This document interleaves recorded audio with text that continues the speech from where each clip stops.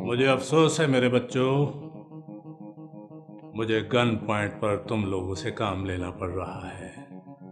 Uncle, अगर हम इज्जत की जिंदगी गुजारना चाहते हैं तो इसमें आपका क्या नुकसान है? नुकसान कोई खास तो नहीं, सिर्फ तुम्हारी इज्जत की जिंदगी मेरे लिए जिल्लत की मौत का बायस बन सकती है। याद रखिएगा, इस वक्त पिस्तौल आपके हाथ में है, ये किसी वक्त मेरे हाथ में भी आ सकती है। तुम्हें पिस्तौल हाथ में लेने की जरूरत नहीं है असफत। ओह, इंस्पेक्टर अहमद, वाह!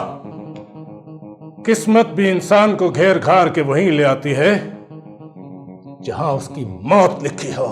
नहीं, तुम्हारी मौत का लम्हा अभी नहीं आया।